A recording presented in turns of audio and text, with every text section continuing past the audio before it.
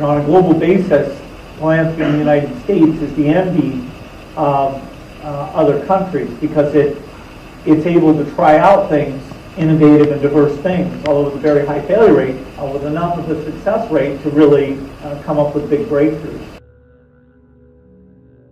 I'm Melissa Melton reporting for the Infowars Nightly News.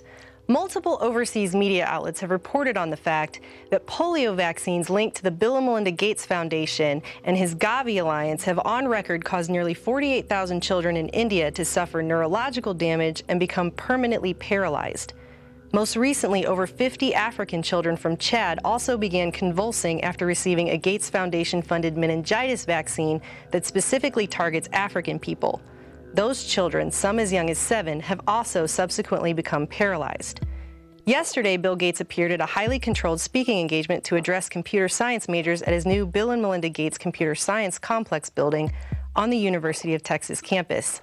I was able to purchase a ticket from a student and attend the meeting. Though no cameras or recording equipment were allowed inside the meeting, fellow reporter David Ortiz was able to capture a live stream being fed to an adjacent room. When the floor got open for questions, I decided to ask Mr. Gates a real one. Melissa Melton with Infowars. What do you say to critics who claim your global vaccination program is nothing more than a eugenics program? A huge... Eugenics. Over 48,000 children in India have been paralyzed due to polio vaccines linked to your foundation. No. I mean, nothing has saved more lives than vaccination.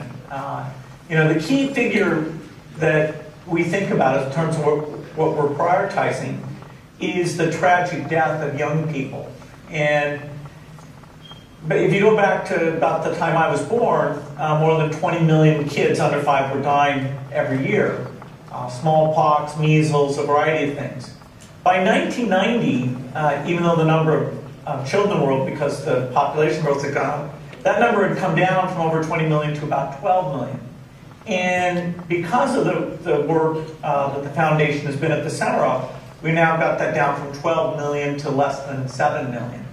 And the goal is to get it down to well under 3 million, by which time the disparity between what happens with poor children and what happens with rich children will have largely been eliminated. So, vaccines are about saving lives, improving lives.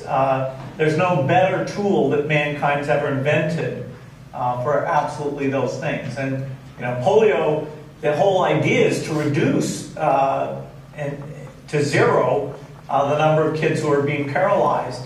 And it's during between now and 2018, if things go well, we expect that'll become the second disease ever eradicated.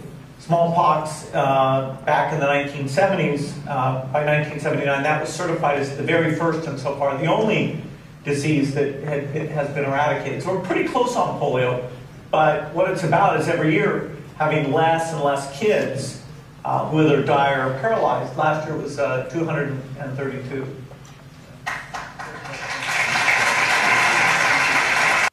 Not only did Bill Gates fail to directly answer my question, but let's review. Mr. Gates' father was a known eugenicist and the head of Planned Parenthood.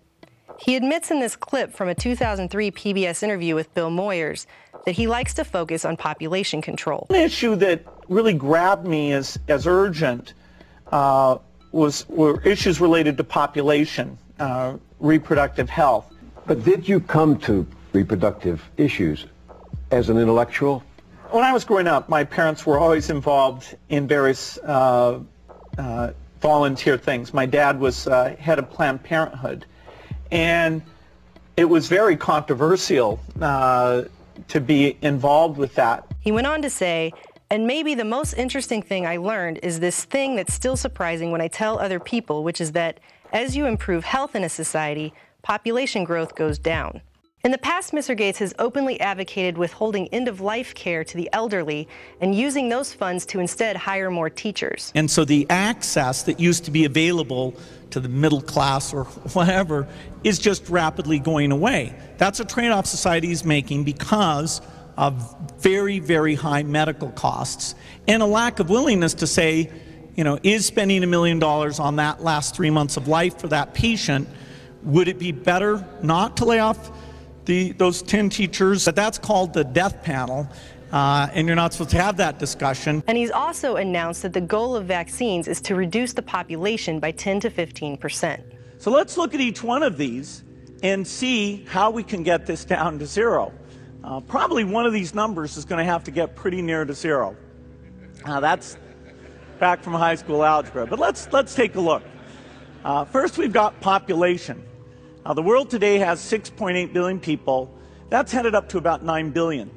Now, if we do a really great job on new vaccines, health care, reproductive health services, we could lower that by perhaps 10 or 15%. So what does it matter if 48,000 children suffered permanent neurological damage and were paralyzed if it's in the name of philanthropy? But the problem is these vaccines have actually been shown to cause the very diseases they're supposed to prevent.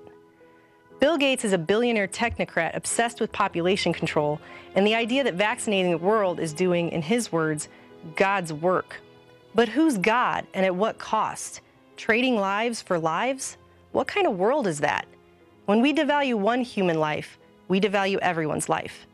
For Infowars Nightly News, I'm Melissa Melton.